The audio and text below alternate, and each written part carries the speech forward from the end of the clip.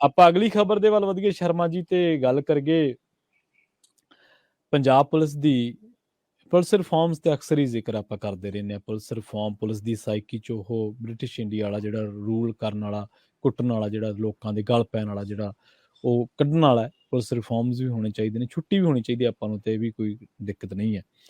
ਪਰ ਕਹਿੰਦੇ ਚਰਚਾ ਇਹ ਚੱਲ ਰਹੀ ਹੈ ਵੀ 30 ਸਾਲਾਂ ਬਾਅਦ, ਲਗਭਗ 3 ਦਹਾਕਿਆਂ ਬਾਅਦ, ਪੰਜਾਬ ਪੁਲਿਸ ਦਾ ਇੱਕ ਬੜਾ ਭ੍ਰਿਸ਼ਟਾਚਾਰ ਵਾਸਤੇ ਬਦਨਾਮ ਵਿੰਗ ਸੀ, ਟ੍ਰੈਫਿਕ ਵਿੰਗ, ਉਹ ਕਹਿੰਦੇ ਹੁਣ ਬਹਾਲ ਕਰ ਦੇਣਾ। ਜੰਗ ਤਾਂ ਭ੍ਰਿਸ਼ਟਾਚਾਰ ਨਾਲ ਛੇੜੀ ਸੀਗੀ। ਪ੍ਰਵੀਨ ਜੀ, 1992-93 ਦੇ ਵਿੱਚ ਬੇਅੰਤ ਸਿੰਘ ਦੇ ਸਮੇਂ ਇਹ ਜਿਹੜਾ ਟ੍ਰੈਫਿਕ ਵਿੰਗ ਸੀ ਪੰਜਾਬ ਪੁਲਿਸ ਦਾ, ਉਸ ਨੂੰ ਭੰਗ ਕਰ ਦਿੱਤਾ ਗਿਆ ਸੀ, ਉਸ ਨੂੰ ਖਾਰਜ ਕਰ ਦਿੱਤਾ ਗਿਆ ਸੀ, ਉਸ ਨੂੰ ਦਰਕਨਾਰ ਕਰ ਦਿੱਤਾ ਗਿਆ ਸੀ। ਜੀ। ਪਹਿਲੂ ਇਹ ਮੰਨਿਆ ਜਾ ਰਿਹਾ ਸੀ ਕਿ ਉਸ ਸਮੇਂ ਟ੍ਰੈਫਿਕ ਪੁਲਿਸ ਇਸ ਕਦਰ ਭ੍ਰਿਸ਼ਟਾਚਾਰੀ ਹੋ ਗਈ ਸੀ ਕਿ ਉਹ ਨਾਕਾ ਟ੍ਰੈਫਿਕ ਲੰਘਾਉਣ ਲਈ ਨਹੀਂ ਲਾਉਂਦੀ ਸੀ, ਉਹ ਲੋਕਾਂ ਦੀ ਸਹੂਲਤ ਨਹੀਂ ਲਾਉਂਦੀ ਸੀ, ਵਸੂਲੀ ਲਈ ਨਾਕੇ ਲੱਗਦੇ ਸੀ ਪੰਜਾਬ 'ਚ। ਜੀ, ਨਾਕੇ ਲਾ ਕੇ ਵਸੂਲੀ ਹੁੰਦੀ ਸੀ। ਇਹ ਕਹਿੰਦੇ ਜਿਹਦਾ ਸ਼ਿਕਾਰ ਇੱਕ ਵਾਰ ਖੁਦ ਬੇਅੰਤ ਸਿੰਘ ਵੀ ਹੋ ਗਏ ਸੀ। ਬਿਲਕੁਲ। 1992-93 ਦੇ ਦੌਰ ਦੇ ਵਿੱਚ ਕਹਿੰਦੇ ਕਿ ਇੱਕ ਵਾਰ ਬੇਅੰਤ ਸਿੰਘ ਆਪਣੇ ਪੂਰੇ ਮੁੱਖ ਮੰਤਰੀ ਦੇ ਕਾਫਲੇ ਨਾਲ ਜਲੰਧਰ ਦੇ ਖੇਤਰ ਚੋਂ ਲੰਘ ਰਹੇ ਸੀ, ਤੇ ਉੱਥੇ ਚਿਹੜੂ ਪੁਲ ਦੇ ਉੱਤੇ ਕਹਿੰਦੇ ਟ੍ਰੈਫਿਕ 'ਚ ਫਸ ਗਏ ਜੀ। ਫਿਰ ਉਹਨੇ ਅਧਿਕਾਰੀਆਂ ਨੂੰ ਕਿਹਾ ਕਿ ਬਈ ਪਤਾ ਕਰੋ। ਕਹਿੰਦੇ ਜੀ ਅੱਗੇ ਉਹ ਪੁਲਿਸ ਦਾ ਨਾਕਾ ਲੱਗਿਆ ਜੀ, ਤੇ ਆਲੇ ਦੁਆਲੇ ਦੇ ਲੋਕਾਂ ਤੋਂ ਪਤਾ ਲੱਗਿਆ ਕਿ ਜੀ ਟ੍ਰੈਫਿਕ ਪੁਲਿਸ ਦਾ ਨਾਕਾ ਲੱਗਿਆ ਜੀ, ਵਸੂਲੀ ਨਾਕਾ ਹੈ ਜੀ। ਕਹਿੰਦੇ ਤਾਂ ਲੋਕਾਂ ਨੇ ਉਹਨਾਂ ਨੂੰ ਦੱਸਿਆ, ਤੇ ਉੱਥੇ ਉਹਨਾਂ ਨੂੰ ਪਤਾ ਲੱਗਿਆ, ਤੇ ਉੱਥੋਂ ਮੁੜਦੇ ਹੀ ਸਾਰੇ ਉਹਨਾਂ ਨੇ ਕਿਹਾ ਕਿ ਇਹ ਟ੍ਰੈਫਿਕ ਵਿੰਗੇ ਖਤਮ ਕਰੋ, ਤੇ ਇਹ ਇੱਕ ਭ੍ਰਿਸ਼ਟਾਚਾਰ ਦਾ ਅੱਡਾ ਬਣ ਗਿਆ। ਉਸ ਸਮੇਂ ਦਾ 30 ਸਾਲਾਂ ਤੋਂ ਸਰਕਾਰਾਂ ਬਾਰ-ਬਾਰ ਆਉਂਦੀਆਂ ਰਹੀਆਂ। ਬੇਅੰਤ ਸਿੰਘ ਤੋਂ ਬਾਅਦ ਬਰਾੜ, ਭੱਠਲ, ਹੈ ਨਾ, ਬਾਦਲ, ਹੈ ਨਾ, ਫਿਰ ਆਪਣਾ ਕੈਪਟਨ ਚੰਨੀ, ਫਿਰ ਹੁਣ ਫਿਰ ਮਾਨ ਸਾਹਿਬ। ਸੋ ਇਹ ਦੌਰ ਚੱਲਦਾ ਰਿਹਾ। ਹਾਂਜੀ। ਪਰ ਕਿਸੇ ਨੇ ਦੁਬਾਰਾ ਇਸ ਟ੍ਰੈਫਿਕ ਵਿੰਗ ਦੀ ਫਾਈਲ ਨੂੰ ਜਾਂ ਟ੍ਰੈਫਿਕ ਵਿੰਗ ਨੂੰ ਮੁੜ ਕੇ ਬਹਾਲ ਕਰਨ ਬਾਰੇ ਨਹੀਂ ਸੋਚਿਆ। ਸੋ ਇਹ ਮਾਨ ਸਾਹਿਬ ਦੀ ਹਿੰਮਤ ਆ ਕਿ ਉਹਨਾਂ ਨੇ ਇਸ ਵਿੰਗ ਨੂੰ ਮੁੜ ਕੇ ਬਹਾਲੀ ਲਈ ਸੋਚਿਆ। ਹੁਣ ਉਹਦੇ ਪਿੱਛੇ ਇੱਕ ਮਨਸ਼ਾ ਤਾਂ ਸਾਫ਼ ਹੈ ਕਿ ਪੰਜਾਬ ਦੇ ਵਿੱਚ ਟ੍ਰੈਫਿਕ ਦੀ ਹਾਲਤ ਬਹੁਤ ਮਾੜੀ ਹੈ। ਖਾਸ ਕਰ ਸਾਡੇ ਸ਼ਹਿਰੀ ਖੇਤਰ 'ਚ, ਕਸਬਿਆਂ ਦੇ ਖੇਤਰ 'ਚ, ਜਿਹੜੇ ਸਾਡੇ ਜਲੰਧਰ, ਅੰਮ੍ਰਿਤਸਰ, ਲੁਧਿਆਣਾ, ਪਟਿਆਲਾ, ਬਠਿੰਡਾ, ਸੰਗਰੂਰ, ਇਹ ਜਿਹੜੇ ਸ਼ਹਿਰ ਨੇ ਜਿਹੜੇ ਅੰਦਰੋਂ ਉਸੇ ਪੁਰਾਤਨ ਰੂਪ 'ਚ ਨੇ, ਪਰ ਉੱਥੇ ਗੱਡੀਆਂ, ਕਾਫਲੇ ਜਾਂ ਬਾਜ਼ਾਰਾਂ ਦਾ ਫੈਲਾਅ, ਜਾਂ ਦੁਕਾਨਾਂ ਵਾਲਿਆਂ ਦੀਆਂ ਰੇਹੜੀਆਂ, ਫੇੜੀਆਂ, ਇੰਨਾ ਕੁਝ ਵੱਧ ਗਿਆ ਕਿ ਆਮ ਬੰਦਾ ਲੰਘੇ ਨਹੀਂ ਸਕਦਾ।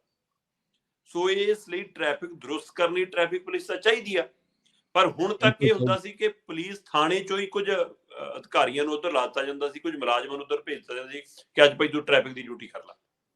ਸੋ ਹੁਣ ਮੁੜ ਕੇ ਮਾਨ ਸਰਕਾਰ ਨੇ ਇਹ ਵਿੰਗ ਨੂੰ ਪੂਰੀ ਤਰ੍ਹਾਂ ਬਹਾਲ ਕਰਨ ਦੀ ਕਵਾਇਦ ਵੱਲ ਕਦਮ ਵਧਾਇਆ ਜੀ। ਤੇ ਜਦੋਂ ਮੈਂ ਇਸ ਕਵਾਇਦ ਵੱਲ ਉਹਨਾਂ ਦੀ ਕੋਸ਼ਿਸ਼ ਦੇਖਦਾ ਤਾਂ ਮੈਂ ਨਜ਼ਰਸਾਨੀ ਕਰਦਾ ਕਿ 1992-93 ਦੇ ਦੌਰ 'ਚ ਜਦੋਂ ਇਹ ਬੰਦ ਕੀਤਾ ਗਿਆ ਤਦ 1250 ਕੁ ਮੁਲਾਜ਼ਮ ਸੀ ਇਹਨਾਂ ਕੋਲ ਜੀ, ਤੇ ਹੁਣ ਉਹਨੇ ਕੇ ਮੁਲਾਜ਼ਮਾਂ ਨਾਲ ਇਹਨੂੰ ਬਹਾਲ ਕਰਨ ਦੀ ਕਵਾਇਦ। ਠੀਕ ਹੈ। ਊਂਠ ਦੇ ਮੂੰਹ 'ਚ ਜੀਰੇ ਵਾਲੀ ਹਾਲਤ ਹੋਊਗੀ ਸਥਿਤੀ ਦਾ। ਫਿਰ ਉਹ ਤੋਂ, ਕਿਉਂਕਿ ਹੁਣ ਵੀ ਦਿੱਕਤ ਇਹ ਆ ਕਿ ਹੁਣ ਜਿਹੜੇ ਥਾਣਿਆਂ ਚੋਂ ਪੁਲਿਸ ਟ੍ਰੈਫਿਕ 'ਚ ਲਾਈ ਜਾਂਦੀ ਆ ਪ੍ਰਵੀਨ ਜੀ, ਉਹ ਔਸਤ ਪੰਜਾਬ ਦੇ ਅੰਦਰ 1 ਲੱਖ ਲੋਕਾਂ ਦੇ ਪਿੱਛੇ 4 ਪੁਲਿਸ ਵਾਲੇ ਬਣਦੇ ਆ, 4 ਟ੍ਰੈਫਿਕ ਪੁਲਿਸ ਵਾਲੇ ਬਣਦੇ ਆ।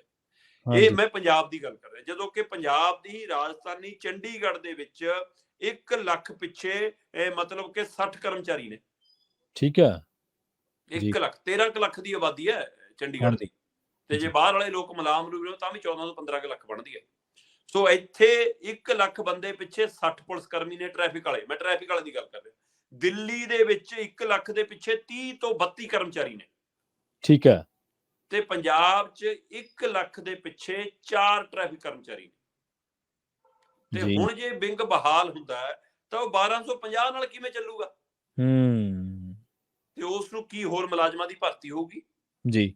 ਕੀ ਉਸ ਦੇ ਵਿੱਚ ਫਿਰ ਪੁਲਿਸ ਵਿੰਗ ਤੋਂ ਹੀ ਬੰਦੇ ਭੇਜੇ ਜਾਇਆ ਕਰਨਗੇ, ਜਾਂ ਇਹ ਵਿੰਗ ਨੂੰ ਆਜ਼ਾਦ ਕੰਮ ਕਰਨ ਦੇ? ਕਿਉਂਕਿ ਕਿਹਾ ਤਾਂ ਜਾ ਰਿਹਾ ਕਿ ਇਸ ਵਿੰਗ ਦੇ ਸੀਨੀਅਰ ਅਧਿਕਾਰੀਆਂ ਦੇ ਹੱਥ ਡੋਰ ਹੋਊਗੀ। ADGP ਰੈਂਕ ਦੇ ਅਧਿਕਾਰੀ ਇਸ ਵਿੰਗ ਨੂੰ ਹੁਣ ਚਲਾਉਣਗੇ, ਟ੍ਰੈਫਿਕ ਵਿਵਸਥਾ ਨੂੰ ਕੰਟਰੋਲ ਕਰਨ ਦੇ ਲਈ ਸਿਸਟਮ। ਪਰ ਇਹਦੇ ਲਈ ਗੌਰ ਕਰਨ ਦੀ ਲੋੜ ਹੈ ਕਿ 1992 'ਚ ਜੇ 1250 ਮੁਲਾਜ਼ਮਾਂ ਦੇ ਨਾਲ ਕੰਮ ਚਲਾ ਰਹੇ ਸੀ, ਹੁਣ ਵੀ ਤੁਸੀਂ ਓਨਿਆਂ ਨਾਲ ਸੋਚਦੇ ਹੋ। ਦੂਏ ਪਾਸੇ ਆਪਾਂ ਚੰਡੀਗੜ੍ਹ ਤੇ ਦਿੱਲੀ ਦੀ ਉਦਾਹਰਨ ਦੇ ਰਹੇ, ਪਰ ਇੱਕ ਹੋਰ ਪਹਿਲੂ ਮੈਂ ਦੱਸ ਦਿੰਦਾ। ਹਾਂਜੀ। 1992 'ਚ ਜਦੋਂ 1250 ਮੁਲਾਜ਼ਮ ਟ੍ਰੈਫਿਕ ਲਈ ਲਾਏ ਹੋਏ ਸੀ ਤਾਂ 37 ਲੱਖ ਗੱਡੀਆਂ ਰਜਿਸਟਰਡ ਸੀ।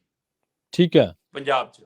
ਹਾਂਜੀ। ਤੇ ਅੱਜ 2022 ਦਾ ਦਸੰਬਰ ਮਹੀਨਾ ਜਾ ਰਿਹਾ, 1 ਕਰੋੜ 30 ਲੱਖ ਤੋਂ ਵੱਧ ਗੱਡੀਆਂ ਰਜਿਸਟਰਡ ਹੈ। ਕਿਤੇ 37 ਲੱਖ ਤੇ ਕਿਤੇ 1 ਕਰੋੜ 30 ਲੱਖ। ਸੋ ਨਿਤ ਦਿਨ ਇਹਦੇ ਵਿੱਚ ਇਜ਼ਾਫਾ ਹੋਣਾ। ਅੱਜ ਜਦੋਂ ਹੁਣ ਆਪਾਂ ਗੱਲ ਕਰ ਰਹੇ ਹਾਂ ਤਾਂ ਵੀ ਲੋਕ ਜਾ ਕੇ ਆਪਣੇ ਆਪਣੇ ਜ਼ਿਲ੍ਹਿਆਂ 'ਚ ਖੜ ਗਏ ਹੋਣੇ ਗੱਡੀਆਂ ਲੈ ਕੇ, ਹਾਂ ਪਾਸ ਕਰਾਉਣੀਆਂ ਜੀ ਗੱਡੀਆਂ। ਹਾਂਜੀ ਹਾਂਜੀ ਬਿਲਕੁਲ। ਸੋ ਇਸ ਲਈ ਇਹ ਲਗਾਤਾਰ ਇਜ਼ਾਫਾ ਹੋ ਰਿਹਾ। ਤੇ ਫਿਰ ਦੂਸਰਾ ਪਹਿਲੂ ਭ੍ਰਸ਼ਟਾਚਾਰੀ ਦਾ। ਹਾਂਜੀ। ਚਾਹੇ ਤੁਸੀਂ ਥਾਣਿਆਂ ਚੋਂ ਕੱਢ ਕੇ ਲਾ ਰਹੇ ਹੋ, ਹਾਂਜੀ, ਚਾਹੇ ਤੁਸੀਂ ਵੱਖਰਾ ਵਿੰਗ ਲਾ ਰਹੇ ਹੋ, ਇਹਦੀ ਨਕੇਲ ਕੌਣ ਕਸੇਗਾ ਕਿ ਉਹ ਹੁਣ ਭ੍ਰਸ਼ਟਾਚਾਰ ਨਹੀਂ ਕਰਨਗੇ? ਇਹਦੇ ਜ਼ਿੰਮੇਵਾਰ ਕੌਣ ਹੋਏਗਾ? ਇਸ ਨੂੰ ਭੰਗ ਇਸੇ ਲਈ ਕੀਤਾ ਗਿਆ ਸੀ ਕਿ ਟ੍ਰੈਫਿਕ ਵਿੰਗ ਭ੍ਰਸ਼ਟਾਚਾਰੀ ਦਾ ਅੱਡਾ ਬਣ ਗਿਆ। ਠੀਕ ਹੈ। ਹੁਣ ਵੀ ਕਈ ਵਾਰ ਐਂਬੂਲੈਂਸ ਫਸੀ ਹੁੰਦੀ ਹੈ, ਸਕੂਲੀ ਵੈਨ ਫਸੀ ਹੁੰਦੀ ਹੈ, ਕੋਈ ਗਰੀਬ ਗਰੂਬਾ ਵਿਚਾਰੇ ਦੀ ਰੇਹੜੀ ਰਿਕਸ਼ਾ ਫਸਿਆ ਹੁੰਦਾ, ਉਹਨੂੰ ਕਢਾਉਣ ਵਾਲੇ ਪਾਸੇ ਨਹੀਂ ਹੁੰਦੇ। ਨਿਗਾਹ ਉੱਪਰ ਲਾਈਟਾਂ ਦੀ ਹੁੰਦੀ ਹੈ ਕਿ ਲਾਈਟ ਹੋਵੇ ਤੇ ਕੋਈ ਬੰਦਾ ਟੱਪੇ ਤੇ ਅਸੀਂ ਫੜੀਏ। ਹਾਂਜੀ ਹਾਂਜੀ ਇਦਾਂ ਹੀ ਹੁੰਦਾ। ਇਹਨਾਂ ਕੰਮਾਂ ਲਈ ਖੜੇ ਨੇ। ਉਹਦੇ ਲਈ ਨਜ਼ਰਸਾਨੀ ਬੜੀ ਤੇਜ਼ ਆ। ਤਾਂ ਥੋੜੀ ਜਿਹੀ ਕੋਰਟ ਦੀਆਂ ਹਦਾਇਤਾਂ ਹੋ ਗਈਆਂ, ਨਹੀਂ ਤਾਂ ਦਰਖਤਾਂ ਓਲੇ, ਬੋਰਡਾਂ ਓਲੇ, ਦੁਕਾਨਾਂ ਓਲੇ, ਮੋੜਾਂ ਤੇ ਲੁਕ ਲੁਕ ਕੇ ਖੜਦੇ ਸੀ। ਸੋ ਇਸ ਲਈ ਇਸ ਪਹਿਲੂ ਤੇ ਗੌਰ ਕਰਨ ਦੀ ਲੋੜ ਹੈ। ਜਿੱਥੇ ਲੋਕਾਂ ਨੂੰ ਆਪਣੇ ਕਾਗਜ਼ ਪੱਤਰ ਪੂਰੇ ਰੱਖਣੀ ਜ਼ਿੰਮੇਵਾਰੀ ਬਣਦੀ ਹੈ, ਜਿੱਥੇ ਉਹਨਾਂ ਨੂੰ ਟ੍ਰੈਫਿਕ ਨਿਯਮ ਪਾਲਣਾ ਜ਼ਿੰਮੇਵਾਰੀ ਬਣਦੀ ਹੈ, ਉੱਥੇ ਭੀੜ ਭੜੱਕੇ ਵਾਲੇ ਇਲਾਕੇ ਦੇ ਵਿੱਚ ਟ੍ਰੈਫਿਕ ਨੂੰ ਦਰੁਸਤ ਕਰਨ ਲਈ ਟ੍ਰੈਫਿਕ ਪੁਲਿਸ ਹੈ, ਨਾ ਕਿ ਸਿਰਫ ਚਲਾਨ ਕੱਟਣ ਲਈ ਜਾਂ ਵਸੂਲੀ ਕਰਨ ਲਈ। ਸੋ ਇਸ ਦੇ ਉੱਤੇ ਵੀ ਮਾਨ ਸਰਕਾਰ ਨੂੰ ਗੌਰ ਕਰਨਾ ਪੈਣਾ ਕਿ ਤੇ ਇਹ ਨਾ ਹੋਵੇ ਕਿ ਇਹ ਵਾਹਵਾਹੀ ਖੱਟਣ ਦੇ ਚੱਕਰ 'ਚ ਕਿ ਲਓ ਜੀ ਅਸੀਂ ਟ੍ਰੈਫਿਕ ਦਰੁਸਤ ਕਰਨ ਲਈ ਵਿੰਗ ਨੂੰ ਬਹਾਲ ਕਰ ਲਿਆ, ਕਿਤੇ ਭਿੰਡਾਂ ਦਾ ਛੱਤਾ ਸਾਬਤ ਹੋਵੇ ਤੇ ਮੁੜ ਕੇ ਪਤਾ ਲੱਗੇ ਜੀ ਕਿ ਰੇਤ ਮਾਫੀਆ ਮੰਗ, ਸ਼ਰਾਬ ਮਾਫੀਆ ਮੰਗ ਇੱਕ ਹੋਰ ਨਵਾਂ ਮਾਫੀਆ ਇਹਨਾਂ ਨੇ ਬਹਾਲ ਕਰ ਲਿਆ ਤੇ ਇੱਕ ਨਵੇਂ ਢੰਗ ਤਰੀਕੇ ਨਾਲ ਆ ਗਿਆ। ਸੋ ਇਸ ਲਈ ਇਹ ਇੱਕ ਨਵਾਂ ਦਾਗ ਦਾ ਕਰਨਾ ਬਣ ਜਾਵੇ। ਇਹ ਮਾਨ ਸਰਕਾਰ ਲਈ ਫਿਕਰਮੰਦੀ ਵੀ ਹੈ। ਜੀ ਬਿਲਕੁਲ ਬਿਲਕੁਲ।